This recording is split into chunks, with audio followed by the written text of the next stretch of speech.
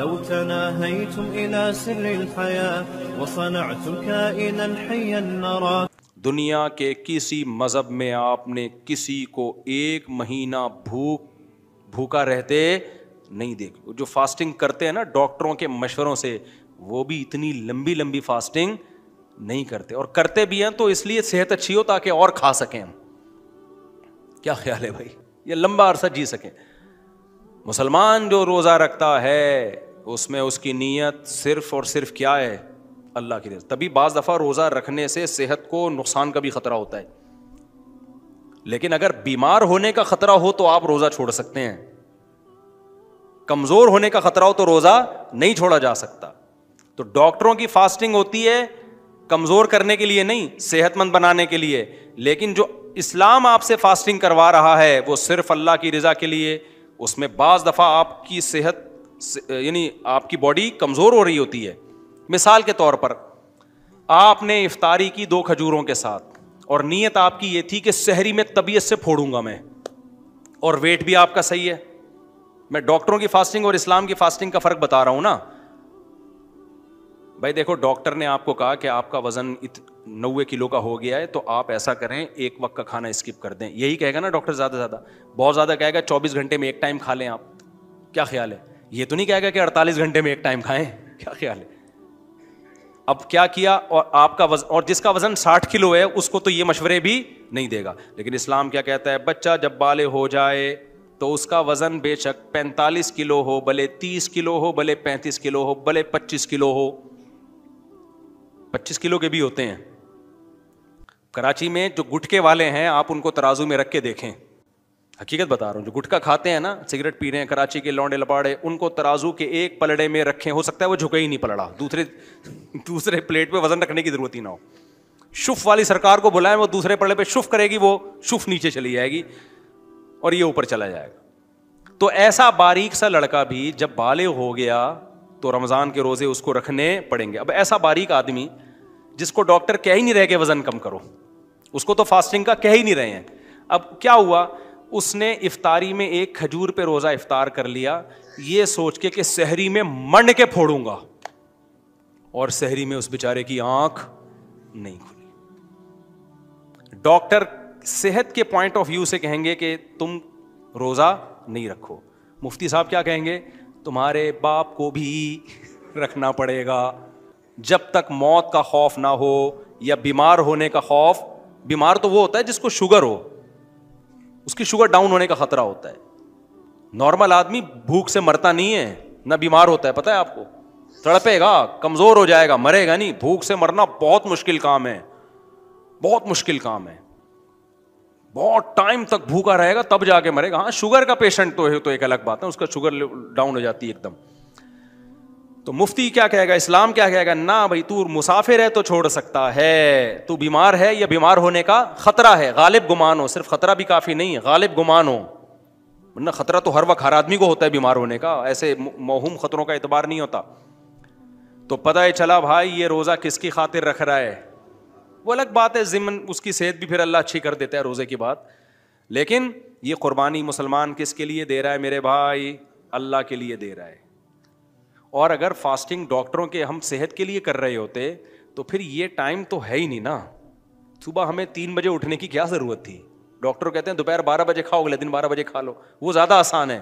اللہ میاں ایسے ٹائم پہ کھانا کھلواتے ہیں جب پوری دنیا میں ہمارے علاوہ کوئی بھی دنیا میں نہیں کھا رہا ہوتا. اس ٹائم پہ کوئی 3:30-4 بجے پوری دنیا میں جاپانیوں کو بھی نہیں ہم نے دیکھا, وہ بھی فجر کے ٹائم جا کے کچھ ناشتہ واشتہ کرنے کا سوچ رہے ہوتے ہیں. تو یہ رمضان ہے کیا, اللہ ہلا دیتا ہے ہمیں تھوڑا سا, کیونکہ ہم اللہ کو بھولنے لگتے ہیں. تو اللہ فجر کے وقت میں ہمیں ہلا دیتا ہے کہ تم جاؤ اللہ کے ہاں حاضری دو, پھر ہم اللہ کو بھول جاتے ہیں. اللہ ظہر میں دوبارہ مؤذن سے اذان کہلواتا ہے, بھائی میں سب سے پہلے ہوں, سب سے پہلے کون ہوں, میں ہوں. پھر ہمیں اللہ یاد آتا ہے. انسان کی طبیعت میں بھول ہے, پھر بھول جاتا ہے اللہ کو. اللہ بھی اثر میں کیا کرتے ہیں, چل بھائی دوبارہ آ جا. تو اسی طرح پھر اللہ میں اب یوز ٹو ہو جاتا ہے نمازی. جب یوز ٹو ہو گیا تو اللہ کہتے ہیں عبادت کا اسٹائل چینج کرو. اب کیا کرو, اب نماز سے تو عادی ہو گیا نا, صبح آ رہا ہے آٹومیٹیکلی, تو پھر تجھے خود بھی نہیں پتا میں کیوں جا رہا ہوں. تو اللہ میاں کہتے ہیں اب تھوڑی ہلچل ضروری ہے, تو پھر خدا کو بھول رہا ہے, تیری تو عادت پڑ گئی ہے نماز پڑھنے کی, عادت پڑ گئی ہے. تو اب اللہ کہتے ہیں اب تھوڑا سا ڈفرینٹ, اب کیا کر, ایک بالکل الگ نوعیت کا کام کرنا ہے, میری خاطر 1 مہینہ کھانا پینا چھوڑ دے. پھر ہل جاتا ہے. تبھی تو دیکھو رمضان میں جو روزے رکھتے ہیں, اللہ کی محبت کیسی دوبارہ سے پیدا ہوتی ہے کہ نہیں ہوتی, احساس ہوتا ہے یار ہم مسلمان ہیں. اور آخری عشرے میں تو کتنا ہی گناہ گار سے گناہ گار ہو وہ بھی مسجد میں آ جاتا ہے. تو یہ اللہ میاں نے ہلایا ہوتا ہے, ہمیں ایک الگ انداز سے قربانی لے رہا ہے اللہ میاں. حج میں الگ انداز سے قربانی ہے.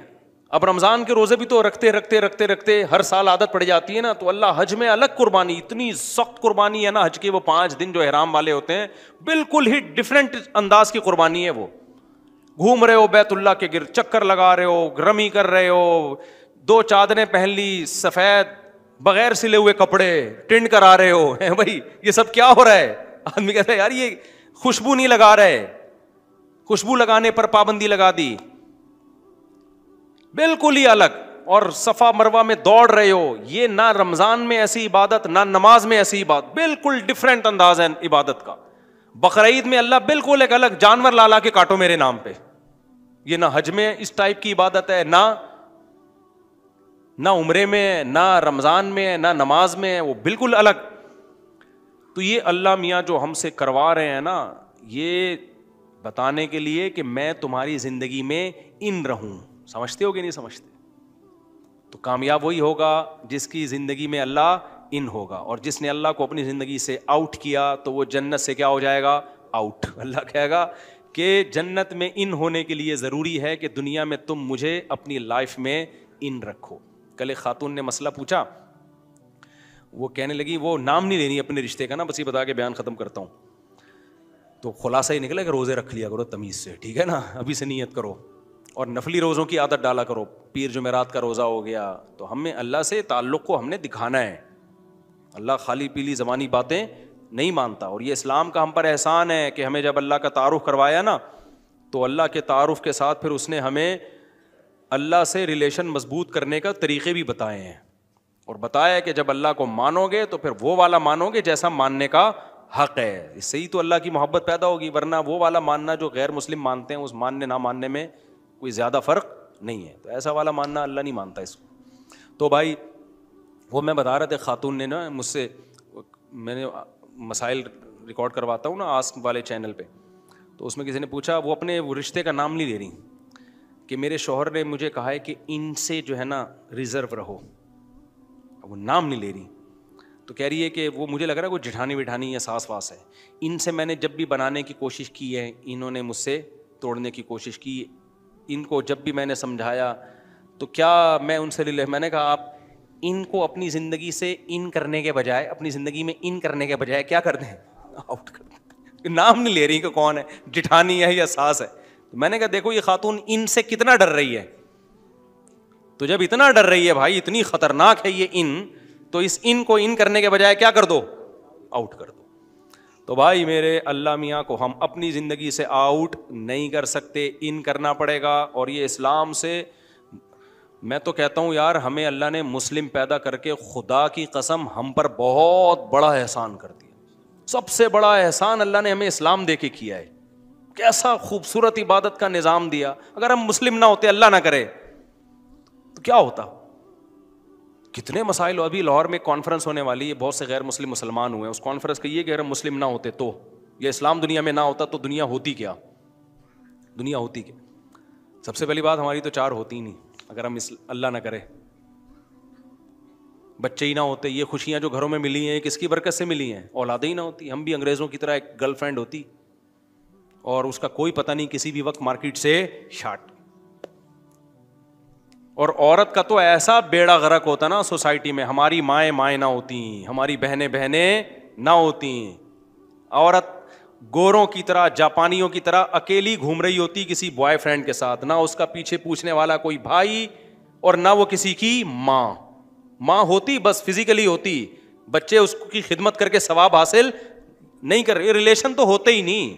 نہ ہم اتنے صاف ستھرے ہوتے جتنے اب ہیں.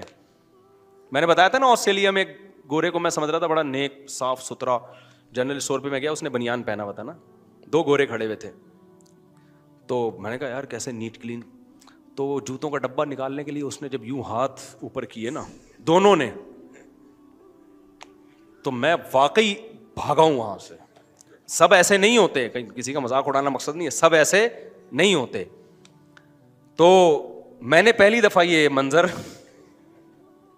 تو میں نے وہاں پوچھا, میں نے کہا یار یہ کوئی سمجھانے والا نہیں ہے ان کو, یہ تو ویسے ہی کتنا برا لگ رہا ہے.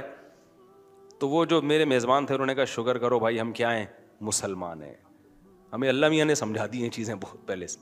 تو صفائی نہیں ہے میرے بھائی, صفائی نہیں ہے. ہم پانی سے استنجا نہ کرتے اگر ہم مسلمان نہ ہوتے, ہمارے رمضان کی رونقیں نہیں ہوتی, ہمارے ریلیشن نہیں ہوتے. ہم نماز پڑھنے میں کتنا مزہ ہے, فجر کی نماز میں تو ایسا لطف ہے یار, صرف اٹھنے کی تکلیف ہوتی ہے تھوڑی دیر کی رضائی سے نکلتے ہوئے, اس کے بعد جب وضو کر کے آؤ کیسا نور برس رہا ہوتا ہے کہ نہیں ہوتا, ایسا سکون ملتا ہے یار. کسی مذہب کی عبادت گاہ میں یہ روحانیت ہوتی ہے؟ حالانکہ ان کی عبادت گاہوں میں ڈیسک ہوں گے, کرسیاں ہوں گی, سونے اور چاندی کے وہ لگے ہوئے ہوں گے اور بڑا ڈیکوریٹ کیا ہوا ہوگا. میں ایسے ایسے عبادت گاہوں میں گیا ہوں, اربوں روپے کا سونا لگا ہوا ہے اندر, سکون نہیں ہے. اور آپ کسی گاؤں دیہات کی مسجد میں چلے جاؤ,